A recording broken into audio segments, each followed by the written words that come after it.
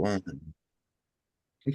Hello, everyone, and welcome to the Lost in Translation show, where we explore the past to help people understand what's happening in the world today. My name's Simone, and I'm your host. Today, we will have a special guest, Kelly Mordacai. He sits on a California grand jury and has written some very interesting books about the grand jury system and election integrity. Many people, like myself, are unaware of the power of the grand jury and how these juries affect the implementation of justice in California. Please remember to like, comment, share, and subscribe. And if you'd like to support the channel, my Zelle and Venmo account are at the bottom of the page. So, Kelly, welcome to the show and thank you for joining us today. Well, thank you. Well, I was on a grand jury and then termed out at a year, but anyway, there's a little more to that. Yeah, I am actually really excited. I met with Clint Curtis in Shasta County. He's got some unique things we don't have time to talk about, but I met with him yesterday about strategies to have an honest election. I am so excited and introduced some things about the grand jury to him, and we're going to meet another day. But he's a wonderful person, and I'm really excited for Shasta County. Um, but anyway, Now, who is he, just for my viewers to understand? And we have done some coverage on the election discrepancies in Shasta County. So people may be aware already on the channel that here in Shasta County, we had over 3,000 more votes than registered voters. There was some contested elections, and there was some illegal activity with the voter registrar of voters who illegally adapted a contract with the new voting machine companies and used those new voting machines against the Board of Supervisors' request and what they had originally signed. So that's just a little bit of background. yeah, Shasta County terminated their contract with Dominion. They were going to go to hand counting, and then the state stepped in and passed a law that says thou shalt use vote counting machines. Clint Curtis was a consultant. He's a lawyer. He was a consultant to the county, and then they made him in April. In April, they appointed him as the registrar of voters, county clerk, which means he's the top election official. So look forward to an honest election in Shasta County, even though machines are required. So don't have time, but just it's very exciting. And I'll meet with him and how he can just ask the grand jury to come in during the elections and monitor everything. Colleen Sitzer did the invite in Siskiyou County. That's where I live. Mount Shasta is our icon. But yeah, you can ask the grand jury to come in and put their nose everywhere to assure the public of an honest election. That's just one feature of the sword function of the grand jury. Can you give us a little background about yourself and how you got involved and what prompted you to get involved in the grand jury, just so we have a little background before we start into some of the questions I've got? Okay, well, I'm a Midwestern farm boy, and then I got a degree or two in engineering, and both of those occupants or occupations, if you will, you solve problems. You solve problems, solution oriented. I'm looking at the world and I'm like, oh my gosh, this is a mess. So I discovered the grand jury has its ability to hold corruption accountable, and I published a book in 2011, and it's based on many court cases, etc. So it's solution oriented. And I've been on a grand jury. I've actually been before a grand jury at my request. I appeared, I brought my big screen TV. I did a PowerPoint presentation. That was in 2016. But on the grand jury, it's interesting is you as a subcommittee, um, 4 or 5 of us, we go in and question county staff, and it's kind of interesting and somewhat fun to watch the first 5, 10 minutes of county staff squirming and nervous because they know we could remove them from office and we could indict them and send them to jail. So again, that's the sword function. Um, So so can that's you kind of my back. explain maybe the purpose of a grand jury? We're getting a little ahead of ourselves. What is the purpose of a grand jury? I know that California is one of the few states that actually has it in their constitution.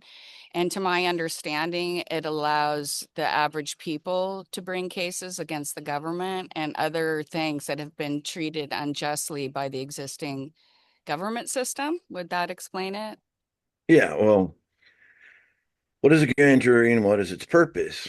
Well, a grand jury is composed of everyday people and paneled by a judge to investigate crimes and corruption. It is street crimes and government corruption they can investigate. It is we the people in the simplest form. And in California, there are statutes directing a grand jury to investigate government corruption. Let me get to one of those statutes here. I got to share screen here first.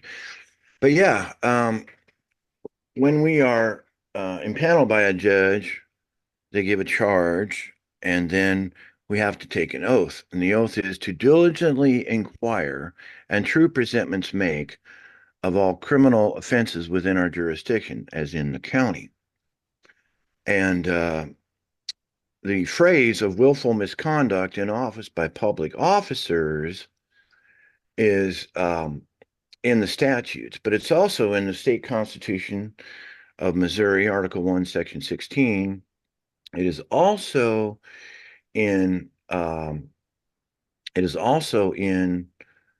New York Constitution and Missouri's Constitution. It says that the power of the grand jury to investigate willful misconduct in office by public officers and issue indictments in connection therewith shall never be suspended. And so it is so very powerful as a sword function.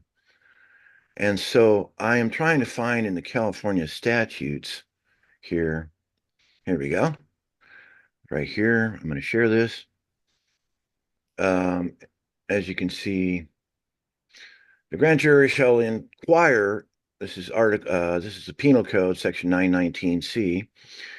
The grand jury shall inquire into the willful or corrupt misconduct in office of public officers of every description within the county. Okay. And they can also issue indictments, etc. They need help with the district attorney to do that, but they can investigate on their own. Now, I want to show you a more recent powerful action by the grand jury of Santa Clara County. That's San Jose. This is called an accusation, Government Code 3060. It allows the grand jury to file an accusation. They need help from the district attorney, but they investigate and they remove from office. This is Sheriff Lori Smith. This is in 2021. Let me move my thing over here. All right. So you can see it was filed December 14th of 2021. And the grand jury accused the sheriff of willful misconduct in multiple ways. It had bribery was one of them, special privileges and certain things, a neglect of duties, multiple counts. And then you're going to see here as I scroll through, I know it gets really juicy and interesting, but we don't have time because we have so much more to cover. So it was signed by the foreperson, which obviously is Karen Delaney, which you can see on the screen there.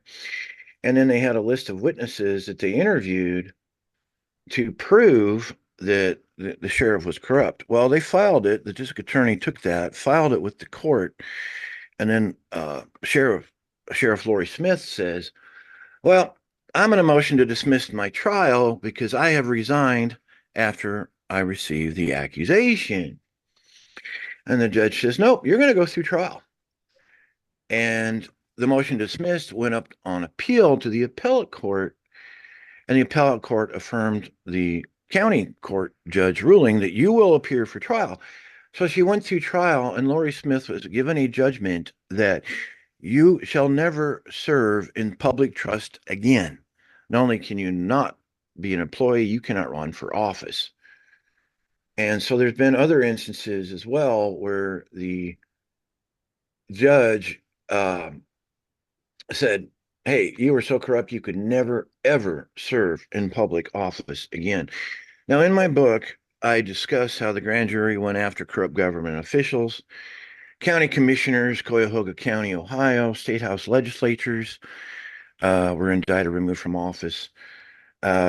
Even local judges, state judges, and federal judges were indicted by a federal grand jury. Congressmen, United States congressmen, on about every session of Congress, on average, every session, every 2 years, the grand jury has removed congressmen from office. And again, that's the sword function. Attorneys in law school are taught that it's only a shield function, protecting the accused from overzealous prosecutors.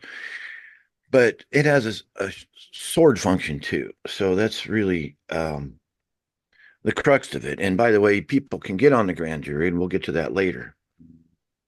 I see that they've had a sign up for a grand jury here in Shasta County. It's been up for about a month. Is it this the time of year that they ask people to sign up?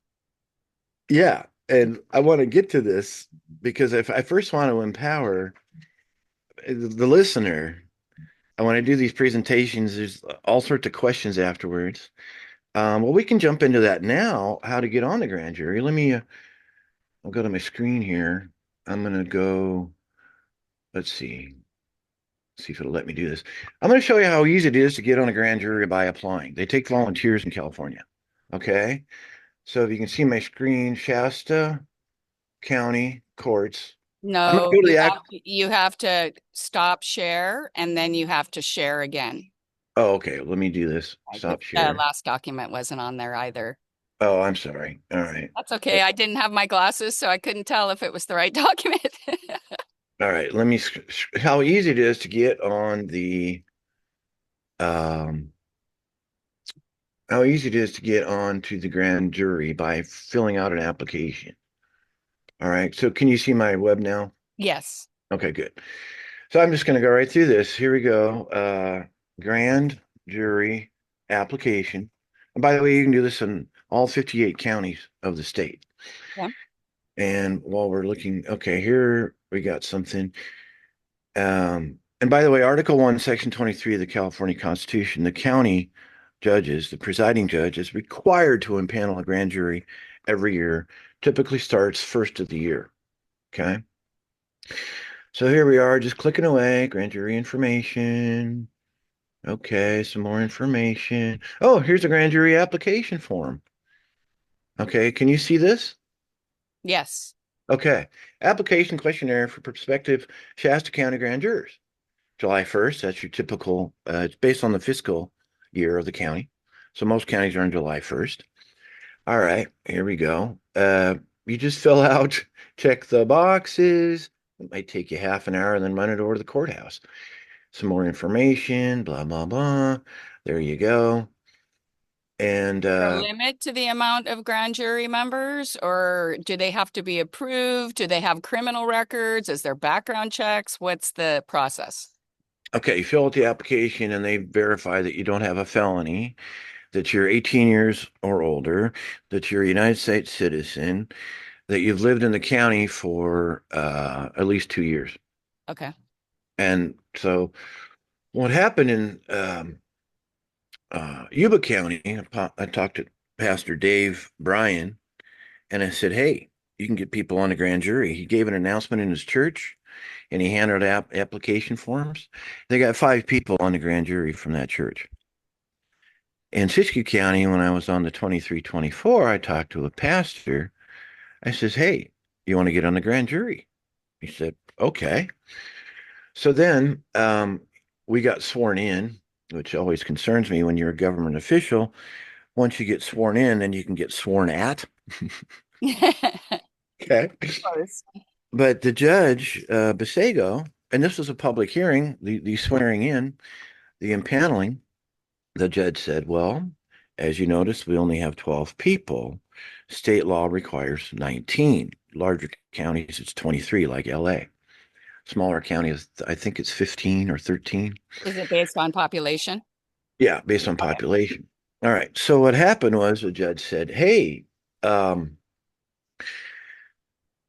we only have 12. And then she told us, I encourage you all to ask other people to get on the grand jury.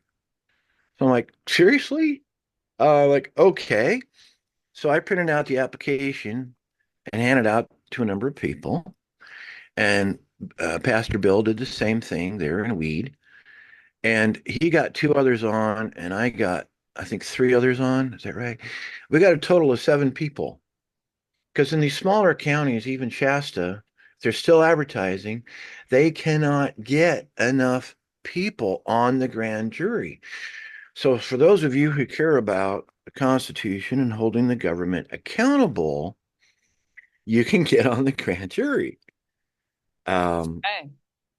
Yeah, it's very exciting. And then you too can have the experience of watching county staff kind of squirming and being nervous. Let me share this. Let me do. Okay, so I have a couple questions. A, how much time does the grand jury take? Do you get paid? Do you have some kind of protection in the event people try to sue you personally for your activities on the grand jury? Oh, there's a good question. So let's take them one at a time. What's your first Okay. question? How much time? Yeah, how much time does it take? Do you get paid? And what are your legal liabilities? Okay. So they say 20 hours a month. They say that. But if your heart is in it, um, I work so much that I don't even think I made minimum wage. My biggest paycheck was like $65 for the month, which included mileage. But you get basically, I think it's 20 or $25 per session. Okay. And it's a obviously below minimum wage job. So it's, yeah, you get paid, but it's chump change. Okay. It's like getting court duty or something. There's a nominal fee so you can pay your parking fees and get your lunch kind of thing. Yeah. It's, if you don't have the time or if you have a job, it's going to be very hard. One guy had a job. He was working 12 hours a day and he still got on. Another young man, Adam was his name. And by the way, it's posted on the county website who's on the grand jury after it gets impaneled.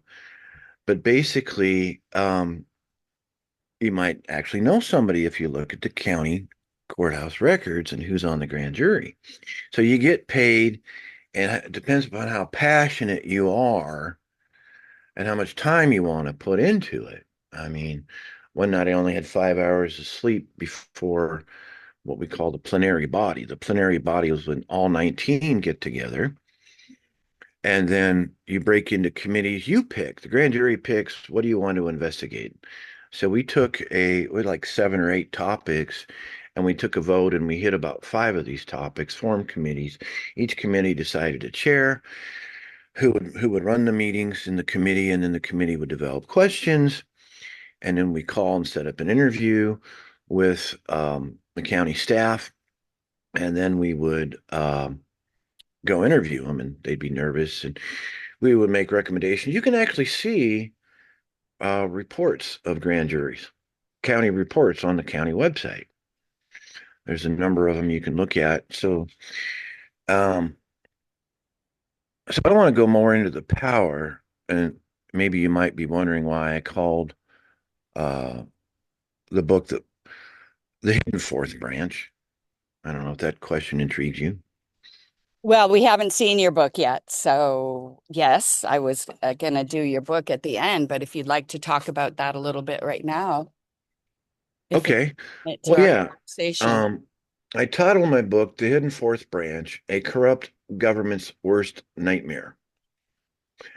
And the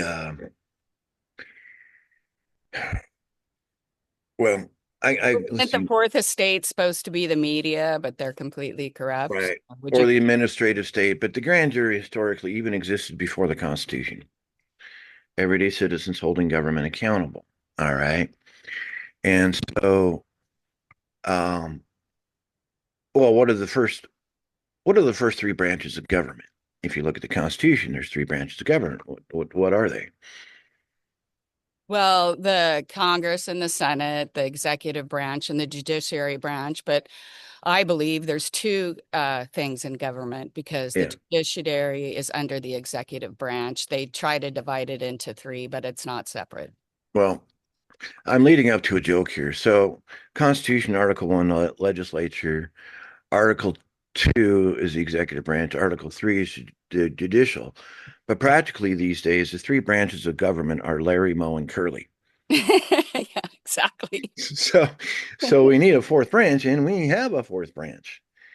And it's completely independent of the courts. In fact, Nixon and Watergate, there were several grand juries working on investigating him, and the grand jury took the results and gave it to the House Judicial Committee, to which they voted multiple items of impeachment. That was from the grand jury's work. people, if you watch All the President's Men, you think that the media took out a president. No, the grand jury was way ahead of them. And the grand jury was reading the articles by Woodward and Bernstein and giving them leads. So the grand jury can investigate from whatever source. All right. So, and the grand jury has to be completely independent. And let me read you a couple things from landmark, well, other court cases, but let me find it for and I'll show you up on screen. Um, and grand juries have even in Decatur County, Georgia, they took out the very judge that impaneled them. It's that powerful. Um, if they know their power. Okay, let me get to a screen share. And so it looks like I see that you sent me some notes. You said in England they've been using them for 800 years. It had some relation to the Magna Carta in 1215.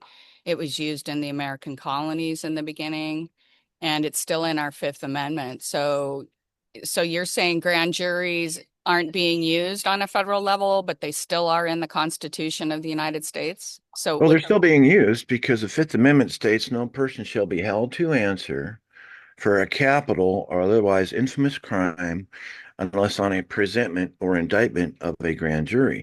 Indictment is where the matter is brought to the grand jury by a judge or a prosecutor. A presentment is where a grand jury goes out on its own. Okay. So here's the independence of the grand jury. Scalia, Justice Scalia, one of my favorite justices. Okay. Um, Here's what Scalia put in U.S. versus Williams on the independence. And yes, it goes back to Magna Carta. We could spend an hour on Magna Carta itself, but the Clause 61 held the king accountable to the Great Charter or Magna Carta. That's just a quick summary, and people could go and approach the barons and say, "Hey, king is doing this bad stuff," and then because what's the point of a Magna Carta if you don't have enforcement? That's where Clause 61 came, which was a form of a grand jury. It was the Baron Group of 25. Well, the Magna Carta actually is what caused the Catholic Church to take over the monarchies of Europe because the Magna Carta went against an agreement they'd signed in 1122 at the Concordance of Worms, which gave the papacy the right to, if they ever did anything like give rights to the average people, that the Catholic Church could step in and override that. So that's really interesting that this goes way back to the time of the Magna Carta, because this is exactly what they were trying to suppress during this time is the will of the people. Right. So even before that, the Aziz of Clarendon, 1166, King Henry II said, "Okay, I am done with the Catholic Church being the grand jury and indicting people. I'm going to put it in the hands of everyday people." So there's already turned before the Magna Carta. So here we are, U.S. versus Williams. Okay. Scalia, Penning. Uh, this is about the independence of the grand jury. Rooted in long centuries of Anglo-American history, the grand jury is mentioned in the Bill of Rights, but not in the body of the Constitution. It has not been textually assigned, therefore, to any of the branches described in the first three articles. It is a constitutional fixture in its own right. In fact, the whole theory of its function is that it belongs to no branch of the institutional government, serving as a kind of buffer or referee between the government and the people. The grand jury's functional independence from the judicial branch is evident both in the scope of its power to investigate criminal wrongdoing and in the manner in which that power is exercised. Unlike a court whose jurisdiction is predicated upon a specific case or controversy, the grand jury can investigate merely on suspicion that the law is being violated, or even because it wants assurance that it is not. The grand jury requires no authorization from its constituting court to initiate an investigation. And in its day-to-day function, the grand jury generally operates without the interference of a presiding judge. It swears in its own witnesses. Um, Recognizing this tradition of independence, we have said that the Fifth Amendment's constitutional guarantee presupposes an investigative body acting independently of either prosecuting attorney, or a judge. Now, this is where it gets interesting. The judges cannot interfere in the evidence taking process. Okay. And the court stated, Scalia again penning the decision, over the years, we have received many requests to exercise supervision over the grand jury's evidence taking process, but we have refused them all, including some more appealing than the one presented today, obviously in this case. We decline to enforce the hearsay rule in grand jury proceedings since that would run counter to the whole history of the grand jury institution, in which laymen conduct their inquiries unfettered by technical rules. And so there is so much more in other court cases, and it's so exciting. They can investigate upon their own knowledge. And that goes back to the late 1700s. And so the grand jury, you get on a grand jury, you're like, hey, let's investigate this. If the plenary body agrees, then they create a committee, and then the committee works things out. And as they're investigating, they report back to the plenary body of 19. Eventually, they'll write a report. Or as I showed you earlier, they can remove somebody from office. So this is one example of independence. And I've got another court case. It's a short paragraph that summarizes very well. Let me find that. And when I do seminars, people's eyes are brightening. Some people have a paradigm shift, that the struggle in their face. I can't believe this. And then they're questioning within themselves. They come to me later. Why don't the public schools teach about this? Well, if the public schools did, we would have a lot less corruption because grand juries would be all over this.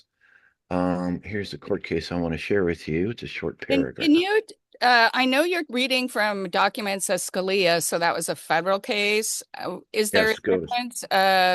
Why, if it's in the Constitution of the United States in the Fifth Bill of Rights, why do we need to have it in every state? Is it just for federal grand juries and federal crimes if it's in the Constitution, and then the state has to have its own constitution? Or I'm not sure how that works. Can you explain? Well, there's federal jurisdiction limited in the Constitution. The states created the federal government. I mean, excuse me, I got to grab a drink of water here. 1776, these United Colonies are of right ought to be free and independent states. All right, they were states. Then they created the federal government. The Constitution of 1887, ratified, was 1889 or 18. Anyway, the states created the federal government. So the states are the parent to the federal government. And so states still have their own jurisdiction. Where the states turned over authority to the feds, that's where the federal crimes come in. So you do have state grand juries and you have federal grand juries. Texas, there's no felony that can be prosecuted without a grand jury indictment. There was a situation where there was a no-knock raid at like 5 a.m. And the poor guy's in bed. He had a bed under his pillow. Some officer charged into his room and he shot him dead. And so what happened was the grand jury said, well, we're not going to indict this poor fellow for murder of a police officer because what would anybody do? So the grand jury protected him, but the grand jury got him on some other drug charges, whatever. But the grand jury protected him. I mean, I totally support law enforcement, and I know many in law enforcement, I say back to blue, et cetera. They got a tough job. And without them, we would have absolute chaos. They keep our society together. Yes, there's corruption. I get that. And yes, there's been police officers indicted by grand juries for excessive force, undue force, violation to due process. But in fact, the Ferguson situation, the grand jury interviewed both sides. Was it Michael Brown that got killed by an officer? I mean, there's something wrong with law enforcement investigating law enforcement when a murder happens while on patrol. Okay, how about a third party investigating what really happened? And so the officer in Ferguson was essentially acquitted or a no true bill. They got to the facts. So the advantage of that was a third party not law enforcement, not the district attorney, but the grand jury deciding. Again, that was Missouri. I mentioned the Missouri Constitution. One of the biggest pronounced events that helped bring peace was on King Street in Massachusetts in 1770. It was March 5th. Before we were a country, we were still under the crown. But what happened was people were very upset with the British soldiers, and it turned into an angry mob that the British soldiers, 9 British soldiers, shot and killed 5 colonials. This is called the Boston Massacre. The grand jury got busy, and within 8 days, they handed down the first indictment. During the rest of March, the grand jury continued handing down indictments against the British soldiers. I went to trial, and the defense attorney was John Adams, defense attorney for the British soldiers. And of course, it's the same John Adams who would later be president. What happened at the end was the 2 British officers who ordered the command to which 5 colonials died, they were given the death sentence in trial by jury. The other 5 were acquitted. But John Adams said of the petit jury, it was a dirty business, but the petit jury got it exactly right. So what happened was peace broke out. What a concept. War breakout, peace broke out. And a situation was handled. It required grand jury investigating on the street, issuing indictments, sending them to trial, and then the death sentences. One of them was Matthew Kilroy, one of the officers. And so that was, and it's a great instrument of peace. Imagine the British soldiers investigating their own. They said, well, they were scared, and we're not going to do anything as far as justice. That could have caused a Revolutionary War to happen sooner, but peace broke out. So we have this system of indictment and then trial. It's sending someone to trial, be they a street criminal or a corrupt government official. So again, back to this is a short paragraph. This is Cowley versus Warren. It's out of a federal district. It's very close to other court cases, but it's a very good summary. The power of the grand jury is not dependent upon the court, but is original and complete. And its duty is to diligently inquire into all offenses which shall come to its knowledge, whether from the court, the state's attorney, its own members, or from any source. And it may make presentments of its own knowledge without any instruction or authority from the court. The court cannot limit the scope of the investigation of the grand jury. So, ladies and gentlemen, in Shasta County or other counties in California, how would you like to be in a position where you have the authority to remove a county supervisor, a judge, a sheriff? And I'm only asking to be truthful and commence due process and be fair, because the innocent can suffer.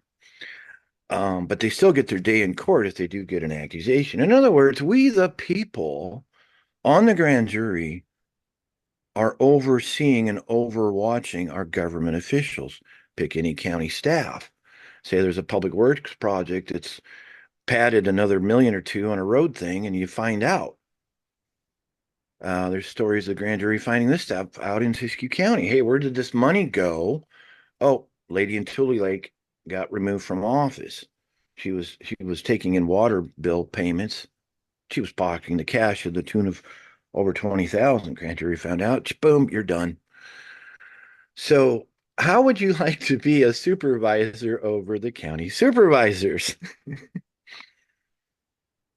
That's how powerful this is. Now, I have another screen share I'd like to display. It's what the Justice Department, yes, the United States Justice Department, what do they think of the grand jury? Are they independent or not? Here we go. United States Justice Manual, Section 9-11.010, Introduction. This chapter contains the department's policy on grand jury practice. You have prosecutors before the grand jury, all right? In dealing with the grand jury, the prosecutor must always conduct himself or herself as an officer of the court whose function is to ensure that justice is done and that guilt shall not escape nor innocence suffer. Under the Trump era, how many prosecutors? It was weaponized, basically. All right. We know that. All right. The prosecutor must recognize that the grand jury is an independent body whose functions include not only the investigation of crime and the initiation of criminal prosecution, but also the protection of the citizenry from unfounded criminal charges. So, what one of the greatest thing in history is trial by jury and the grand jury that have protected political reformers for centuries. So we eventually, in England, they threw off the king, got a parliament. Good idea, came over here, and so you can peacefully assemble. You have your freedom of religion, all the rights in the First Amendment, and you can petition a grand jury. First Amendment right of petition. And I would ask people, if you were on a grand jury, I'm going to ask you, Simone, because you're really smart and eloquent in speech. Simone, what would you do if you were on a grand jury? What would you investigate? Well, I would start at the county level and all the corruption that goes on. Here in Shasta County, I'd look into where all the money and the aid and the federal money for the fires that we've had over the last 5 to 7 years would be. I would obviously look into the election because they're openly cheating and our own people are not following their own rules. So I would look there. I'd also check into all of these foster homes and child homes and veterans homes that our county just seems to be so full of, and all of the money that's being funneled into those projects and where all the money's really going once they're financed and up and running. So those would be the three key things. And also I'd check into what they're doing with all the money for the homeless because it doesn't seem to be getting to any of the homeless people. And I've actually viewed a few of the homeless camps. They've spent millions of dollars building. They're basically like little sheds. They don't have air conditioning. I mean, I looked around and even with the leveling of the ground, I can't see where they probably spent more than $200,000 and they probably billed us a few million. So those are some key ones I could think of right offhand. Yeah, there's grand juries are sworn to confidentiality, and some of those topics you discussed, I'm not going to name a specific. We did investigate. Okay. One of them ended up being in the report, the annual report. And by the way, you can go online and you can see you look at your county, you can find the annual reports. So, you might be able to hand out applications, tell some friends, and then you're going to get training by the California Grand Jury Association, they're basically liberal. They're trying to control it. They even told us in training you can't investigate a corporation. Oh, so we can't investigate the Dominion voting machines because they're a corporation? That's a complete lie. Well, our cities and counties are corporations now too. I So know, I know, I know. that doesn't even make any sense. Right. So if you get, I know, I know. I mean, it's laughing. Then the It's like, United States is a corporation. yes, I know. The I mean, Vatican is a corporation. What do you mean we can't right, investigate? right. Wairika was incorporated, I think, in the 1850s or 1860s. So the next time I get training, I'm going to raise my hand and say, well, Penal Code 892 says the grand jury may proceed against a corporation. That's simple, that's short. But they're telling us, the California Grand Jury Association, watch out for these jokers. You can't investigate a corporation. I raise my hand and say, hey, uh, Siskiyou County is a corporation, so is Wairika, so are these other cities. So I guess we should just go home. And they say, oh, the grand jury is not independent. If you get training by the California Grand Jury Association, call me, okay? Because I'm going to call them on their baloney, and boy, did they create problems within the grand jury because of all sorts of weird stuff that they just made up their own stuff. And So they're trying to corrupt the one way that we have of bringing down the corrupt politicians, especially are you exposing things like our politicians' connections to the CCP and those kind of things that even go outside the spectrum of our local activities? okay, well, the only thing a county grand jury can investigate is any activity within the jurisdiction or the boundaries of the county. Okay. Okay. However, this is where it gets interesting. It's more on the power of the grand jury. I'm going to share this. You remember Senator Lindsey Graham? You remember the Fulton County thing? Yes. Here's a question. Can a grand jury subpoena a United States congressman? Can the grand jury subpoena any government agent? Well, let me show you. Let me show you. Um, oh, come on. Where is it? There it is. Here. Here it is right here. Can you see it? United States Yeah. Court of Appeals. Okay. Lindsey Graham, the Fulton County, whatever accusations of Trump was manipulating the election, whatever. Okay, all this stuff. Lindsey Graham got a subpoena from the Fulton County, Georgia grand jury. Okay.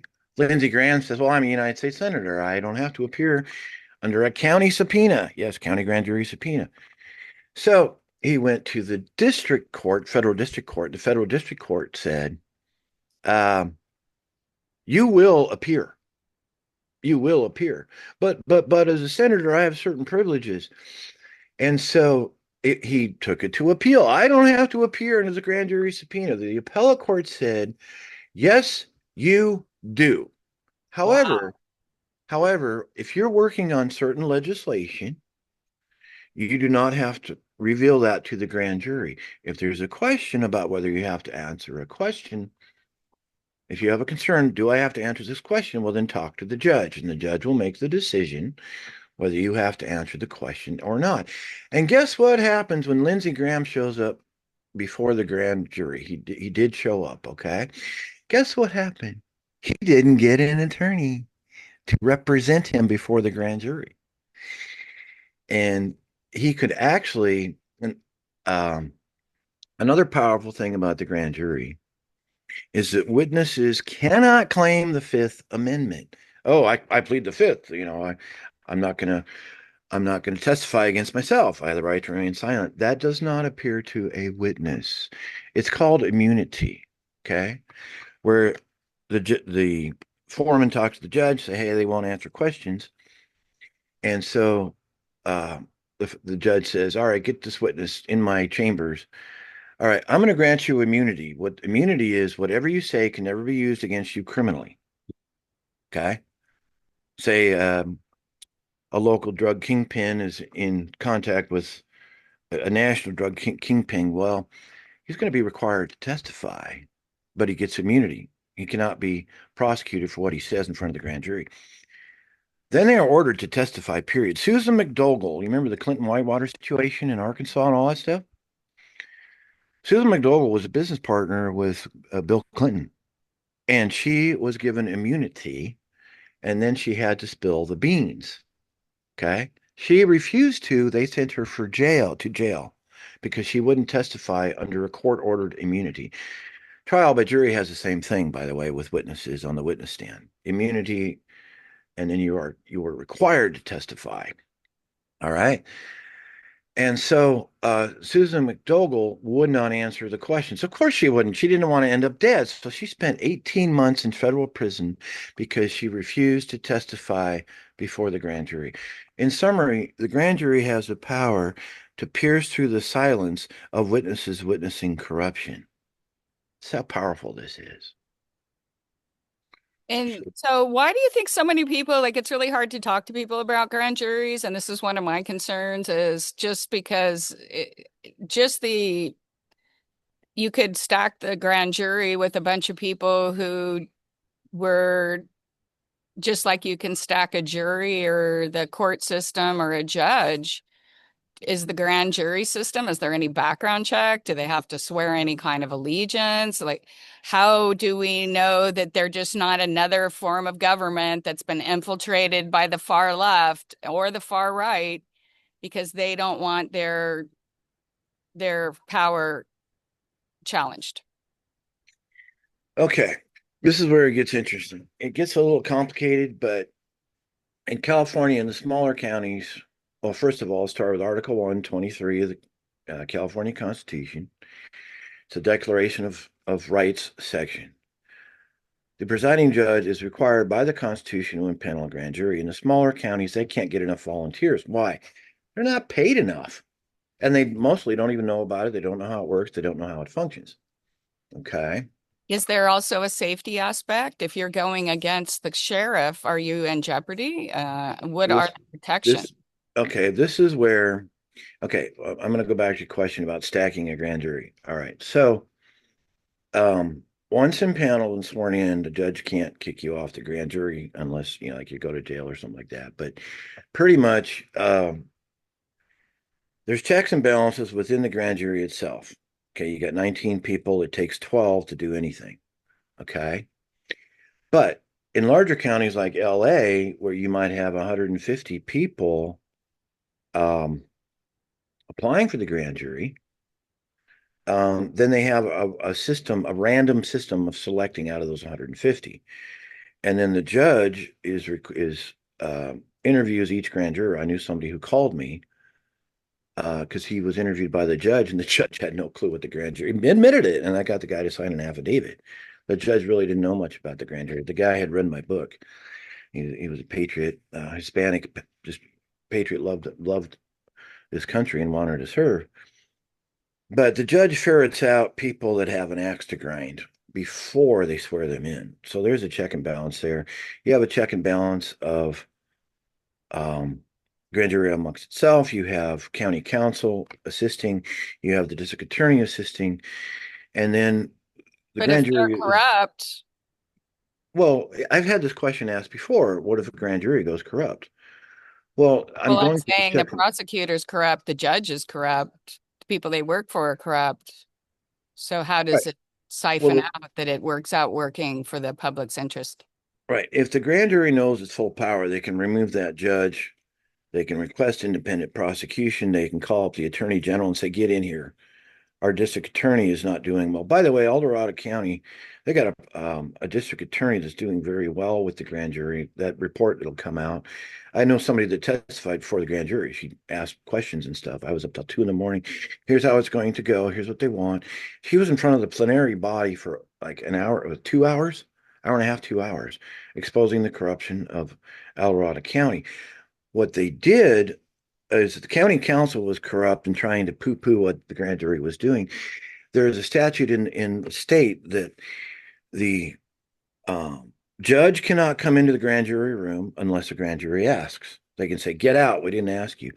That county council that was trying to mislead the grand jury, that grand jury says, "County council, you're no longer welcome in here, and if you're going to be in big trouble if you impose into our plenary grand jury meeting. You're in big trouble." So there's statutes that protect the grand jury from the influence. Okay. The biggest challenge is the grand jury not knowing its full power. When it knows its full power, people are going to be, corrupt government officials are going to need a fresh change of underwear. And Now, so is this if a growing, are people using this more and more? Or are we kind of at the same level we've been for a long time? Or is this a growing avenue since our state, local, and government officials are completely ignoring the needs of the average person? I would say it's growing in the sense of education, there's um, a number of organizations that are educating people about the grand jury. And the best thing I can tell people is just go look at the state statutes. Penal code in the 900s, late 888 into the 900s is the grand jury. And you can do this in other states too. Just look at your state statutes. It's there. So one can educate themselves. But California is unique in the sense of you can fill out the form and get on the grand jury. You can tell some friends, get on the grand jury. And but again, you got to watch out for the education of the liberal California Grand Jury Association.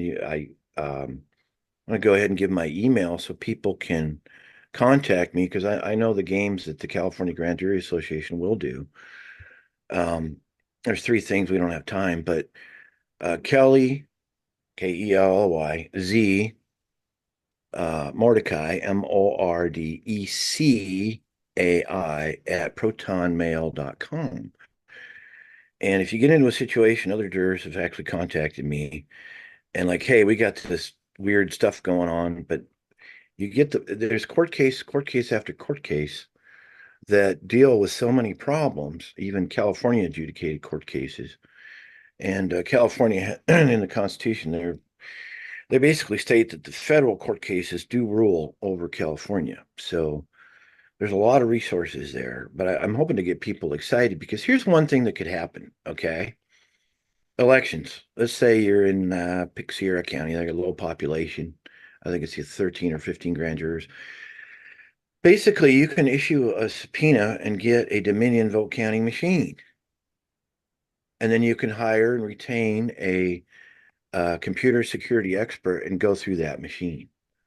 You can map out the electronics, you can map out the software. That's the power of the grand jury.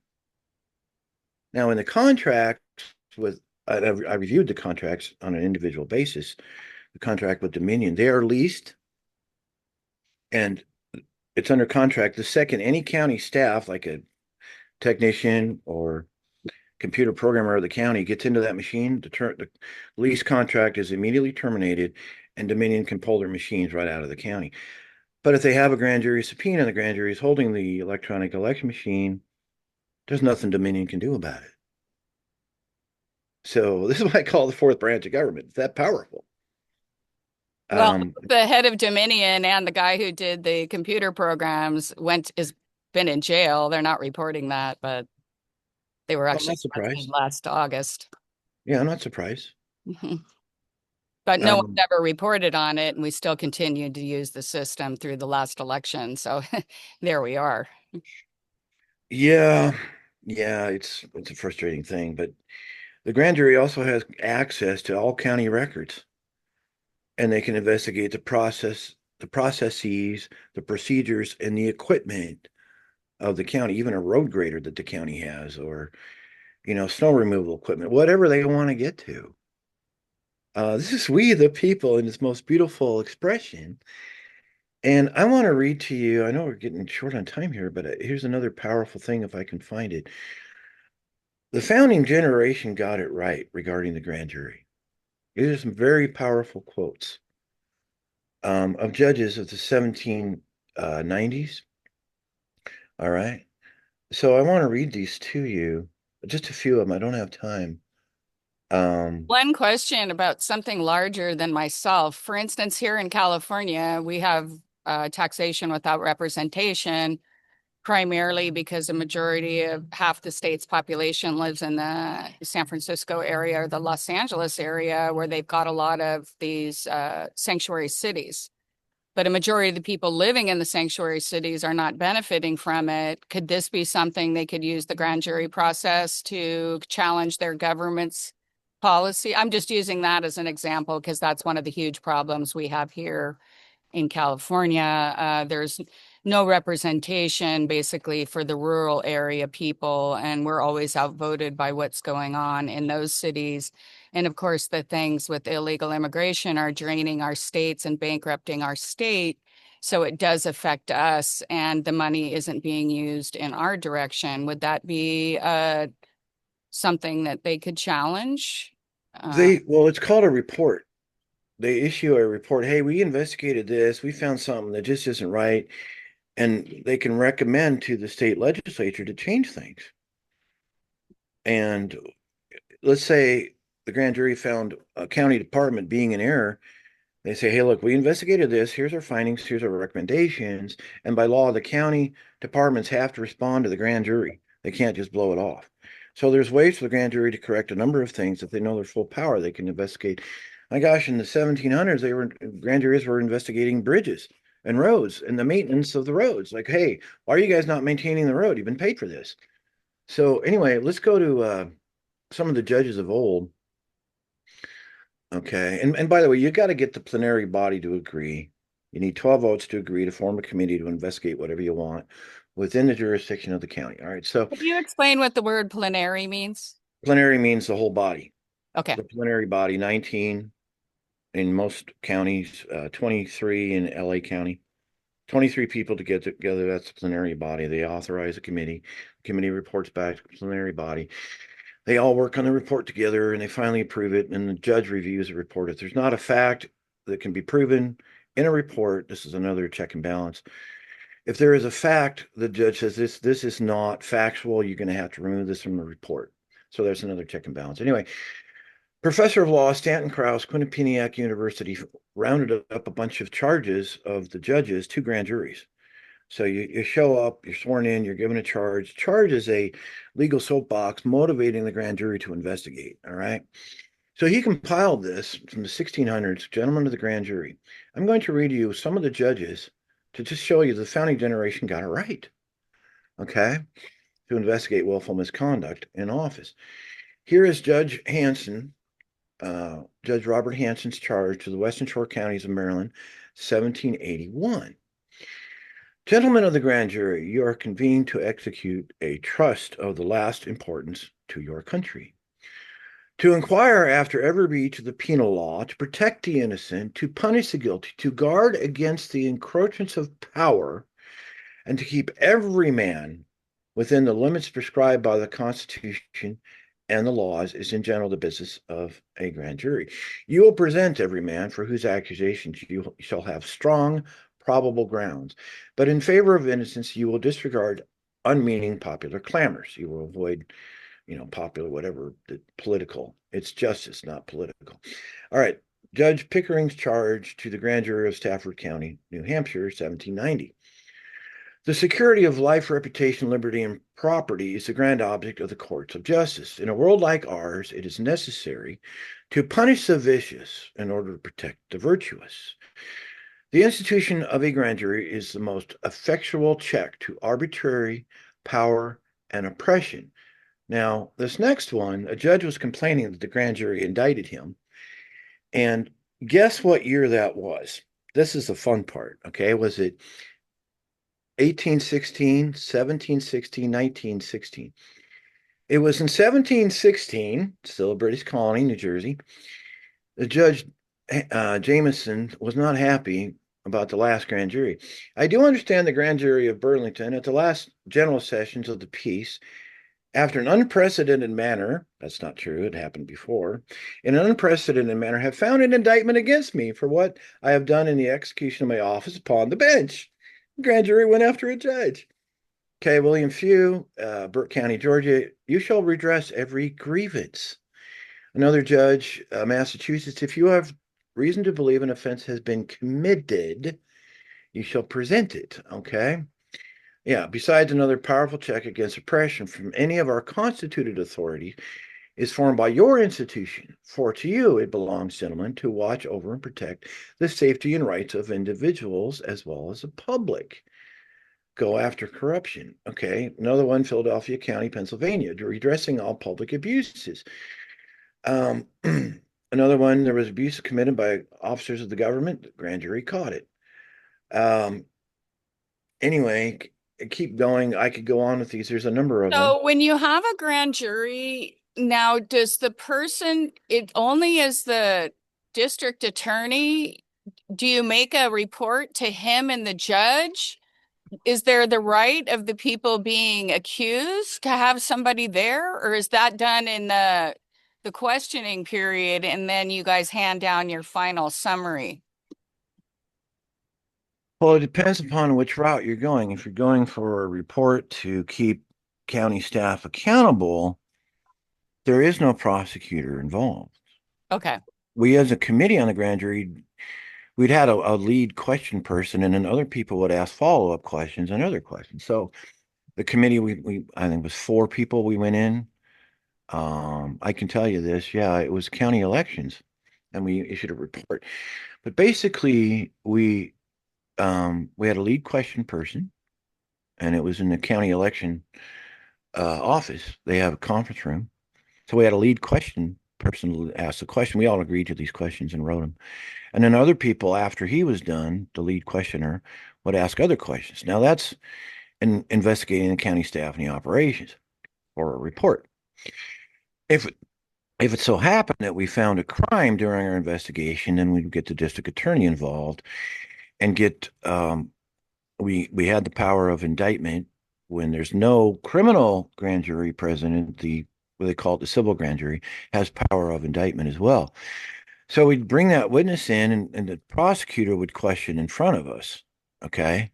Again, the judge is not allowed in the grand jury room unless we invite the judge. So if you go indictment route, then the prosecutor would be asking the questions, and then grand juries themselves can ask questions of a witness. It's so different from the petit jury, trial by jury. Throw everything out you know about trial by jury. This is grand jury. Starts the process, sending someone to court.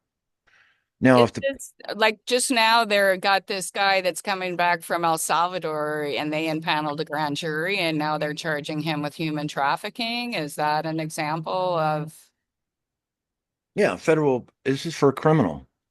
So the grand jury hears all the evidence presented by the prosecutor. The grand jury members themselves can ask questions of witnesses. And then the prosecutor prepares the indictment, and then the grand jury votes on it. Federal grand juries are 23, so you got to have 12 again, majority. That's why it's always an odd number, because you need a majority, not a stalemate with an even number. So 12 of the 23, it could have been 16 of 23. It could have been all 23 said, yes, we agree. Then the foreman signs it. Then they file it with the court, and then they prosecute, sending to trial. Um, so if a prosecutor is unwilling to prosecute, the grand jury can issue a presentment to the court directly. And a presentment is still in the Fifth Amendment. I ask several attorneys that they get misled in law school and a grand jury. It's not their fault. They just get misled by their law professors. I do you mean, believe it's because we live in the admiralty law system and we're not actually represented in the courts anyway by the attorneys? We declare well, mentally it's incompetent when we hire them. it's more practical than that. It's real simple. The grand jury is a business competitor to attorneys. Why would you go and pay an attorney 100,000, 200,000 for, say, a federal 242 color of law thing? Why would you do that when you can instead go to a grand jury? I mean, you get a criminal indictment by a grand jury upon a corrupt government official, your legal expenses go dropping down to a half or even a third to sue after an indictment. So the grand jury is a business competitor to the attorneys.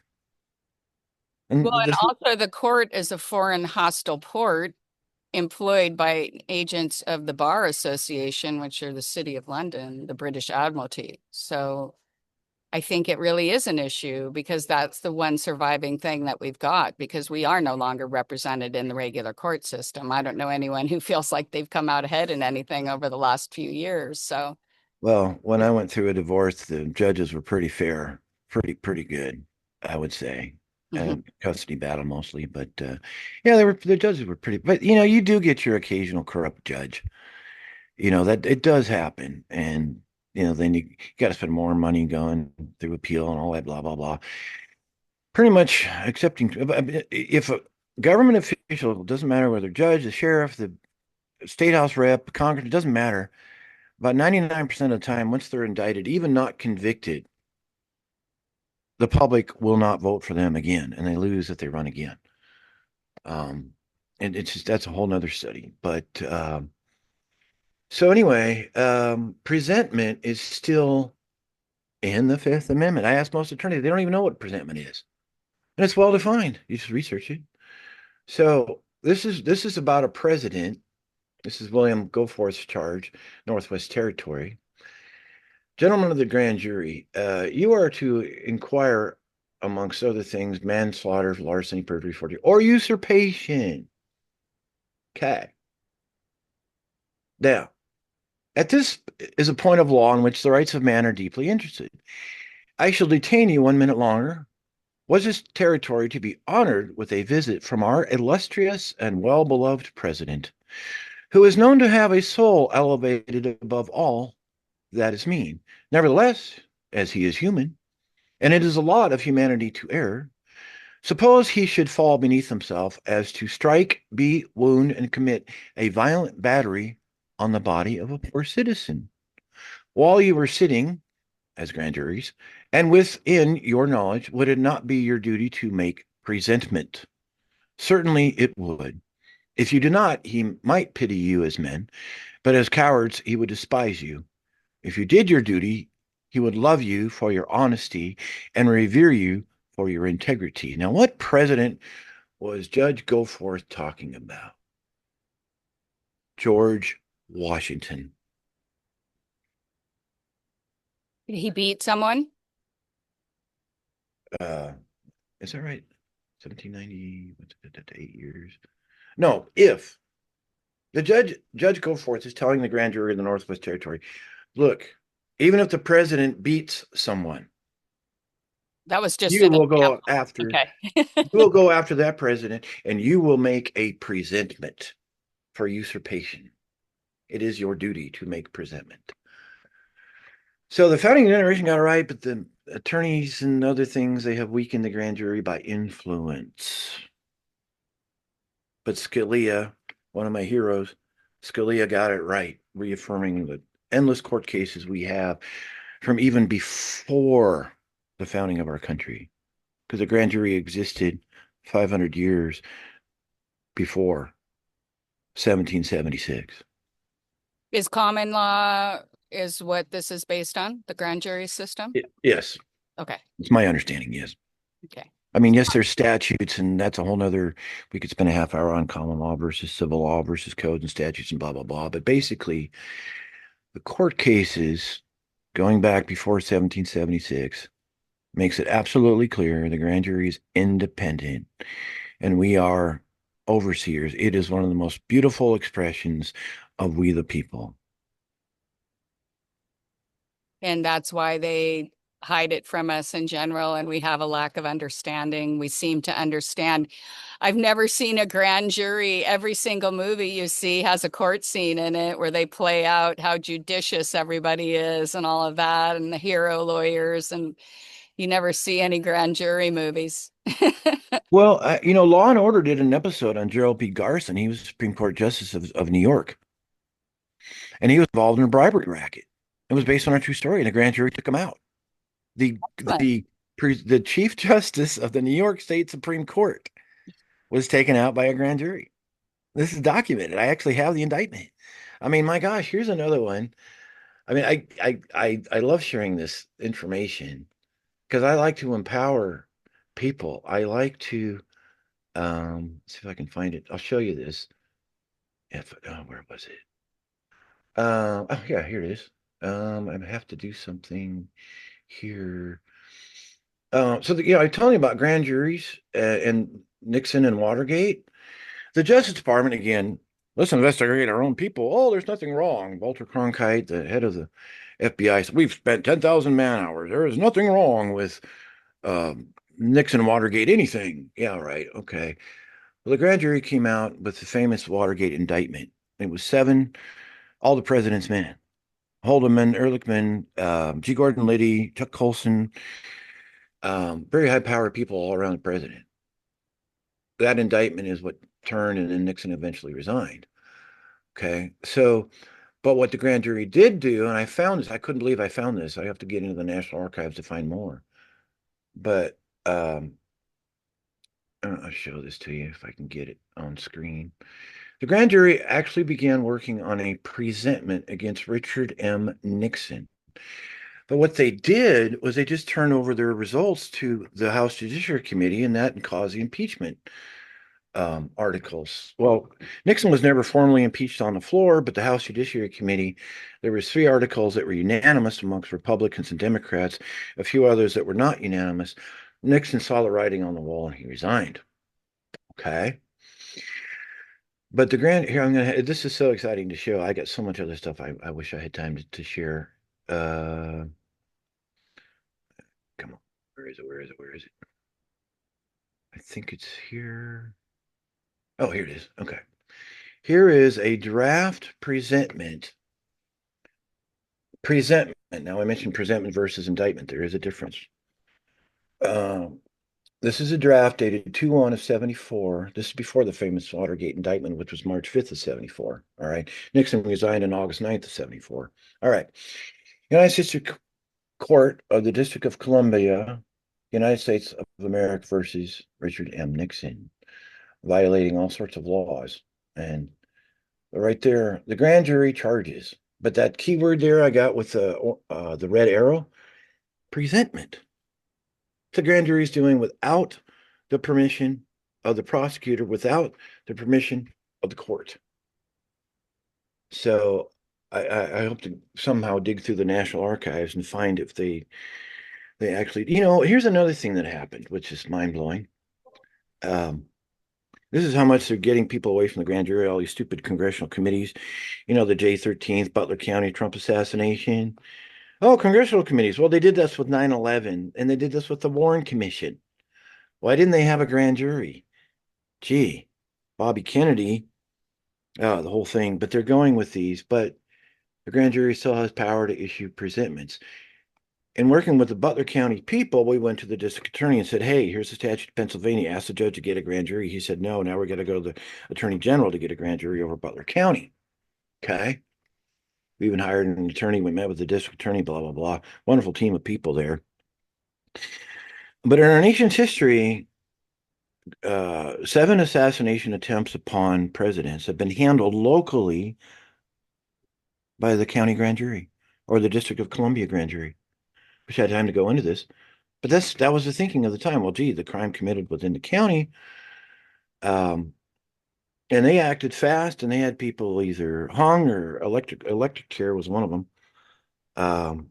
But grand jury investigates, indictment, sent them to trial, bam, conviction, and execution. I mean, none of this congressional committee looking into any of this. Basically, what I'm trying to tell you is with the JFK assassination, with the 9/11, with the Butler County thing, with other things, let's just have a congressional committee. It doesn't work. Oh, they have subpoena power, but it takes forever when they do a congressional committee. It's a joke. We need to be getting to grand juries immediately. That's what needs to be done. And so, anyway, that's a whole nother story for another day. But see, the public doesn't need to buy this anymore. Why are we doing congressional committees? Why? We need to get to the Never grand do jury. anything anyway. Yeah. Name Well, name a time where anyone got in trouble of any of these congressional hearings. On both sides, they get up there and they scream and yell at each other, and nothing ever happens. Period. Nothing happens. right. We have lost our history. The attorneys have perverted things. We have a system of we the people, but it's been, as you say, lost in translation.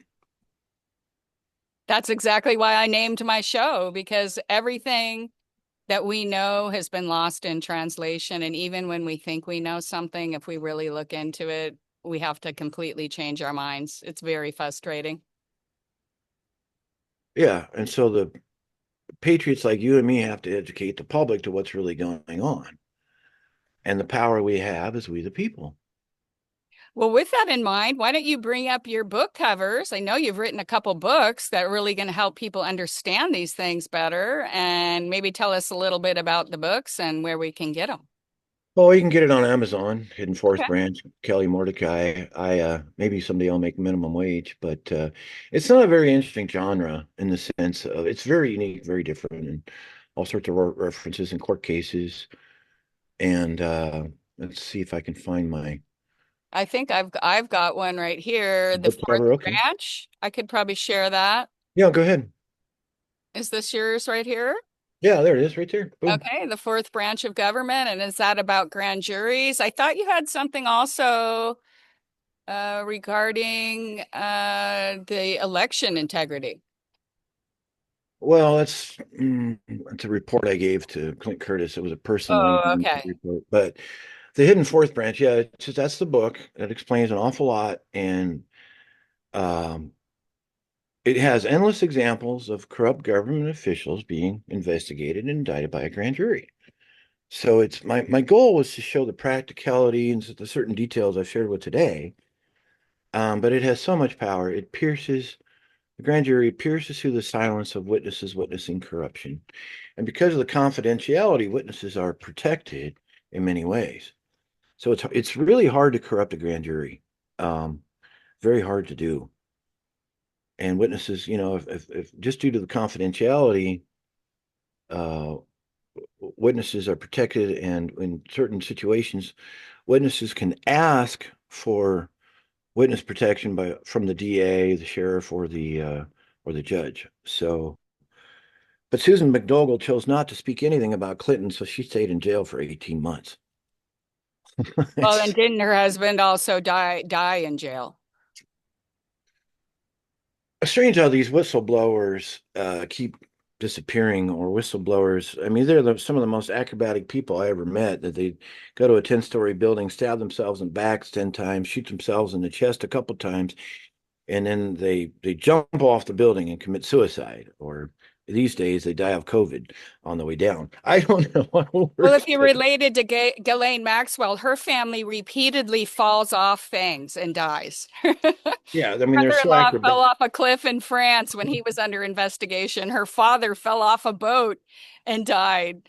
You go through her family history, there's a long history of people falling off things. I don't know, maybe they had vertigo.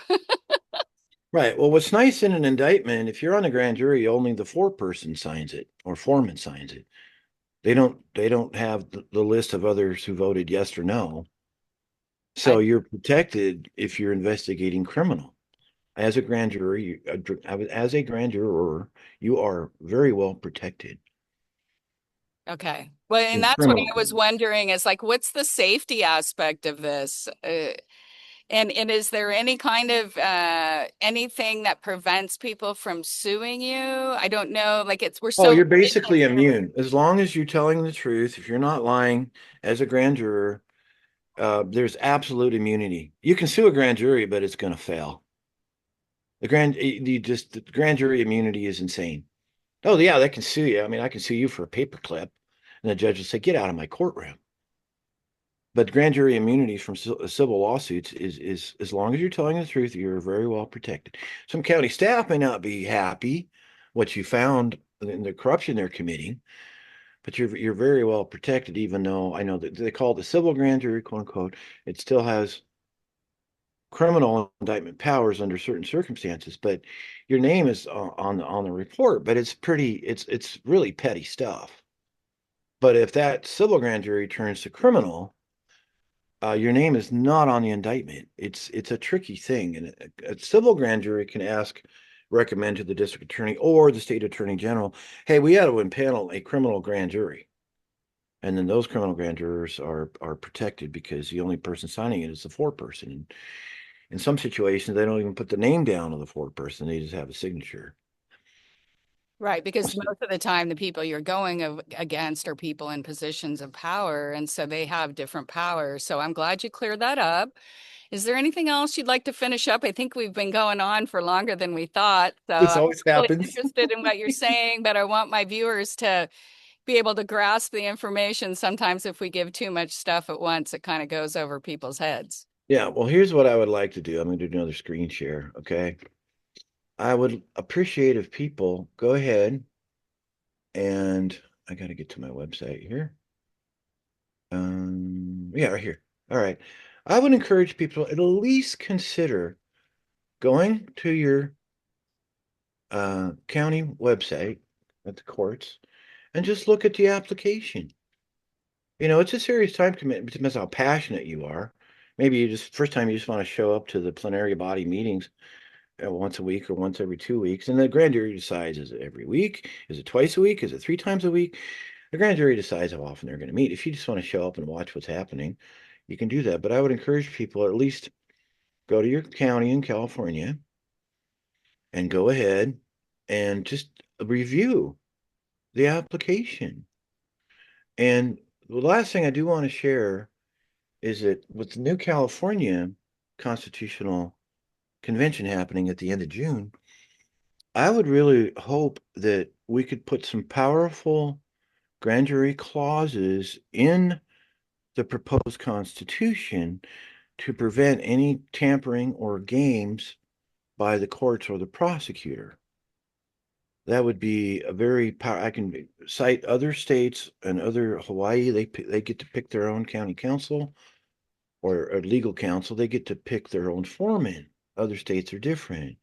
So we could set it up in New California that it won't be tampered with, and grand juries get paid well. Then you get your volunteers. And we would continue the good that California has in these quote unquote civil grand juries. They're basically called grand juries, but they call it civil. So we could continue and expand this power for New California. All right. Well, it's been a really interesting conversation. Did you want to just repeat your contact information one more time? Kelly Z Mordacai at protonmail.com. If you can put it in the description, I would be very pleased. I will do that. All right. Well, thank you so much for coming on the show today. I've really learned a lot myself. I wasn't clear before we started the show. And I just want to apologize to my viewers. I do my presentations at a local park because I live in a remote area. So I tend to move around and the wind's blowing and everything. So I hope it doesn't affect the content of our show. As always, I want you to do your own research and come to your own conclusions. This show is always made in hopes that never again will the truth be lost in translation. This Amen. is Simone and Kelly signing off for today.